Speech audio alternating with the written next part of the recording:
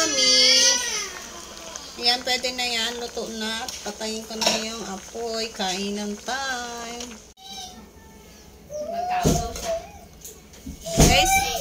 Guys, luto ako ng mushroom. Tapos lagyan ko sa saluyot.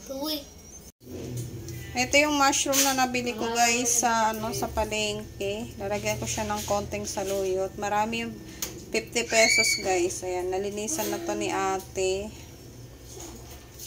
Ayan, hiwa-hiwa na yan ang nabili ko. Tumpok yan. 50 pesos. Tapos ito ay 10 pesos. Tapos siguro yung mga nilagay kong kamatis is nasa 10 pesos lahat yun. Bali, ang ulam natin for today's is 70 pesos. Worth 70 pesos guys. Sobrang mahal ng bilihin talaga ngayon. Kaya kailangan natin maging wais para sa ulam. Kulo na siya guys. Maglagay ako ng begoong. Begoong isda. Bagong isda. Konti lang para hindi umalat.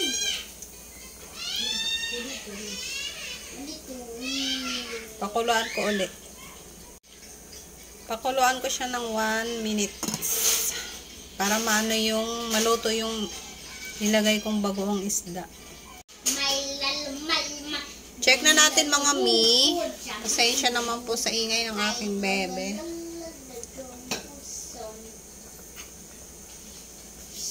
Ayan. Kulo na siya. Ilagay ko na yung mushroom. Mushroom? Ha? Ano? Mushroom? Yes po, mushroom.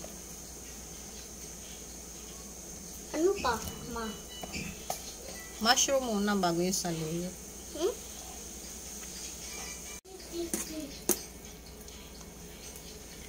Lagay ako ng magic sarap mga mi.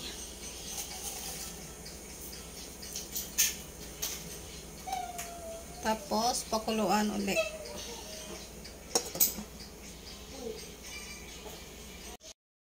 Mga mi, may mga bubbles siya. Kailangan natin tanggalin yan mga mi. Kasi ma-dirts yan, charis. Totoo yan mga mi. Pag nagluluto ako, may mga bubbles, tinatanggal ko yan.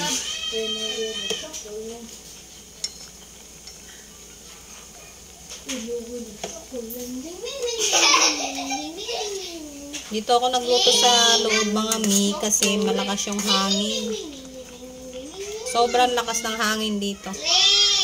Siyempre hindi maiwasan ang taste. Taste na natin. Para sa akin mga mi, okay na yung lasa niya. At ilalagay ko na yung saluyot.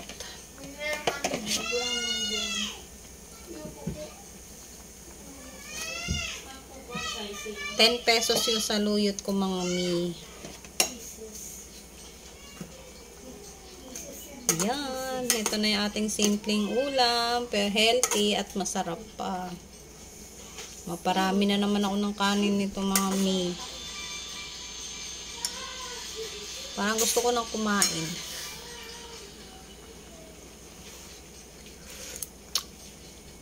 Sarap. Pakuluan ko muna siya mga mi ng mga 1 minutes para maluto yung or 2 minutes para maluto yung saluyot. Check ko na mga mi. Yan, pwede na yan. Luto na. Patayin ko na yung apoy. Kainan time. Wala siyang sahog mga mi. Ano lang siya mga mi, saluyot at saka yung mushroom.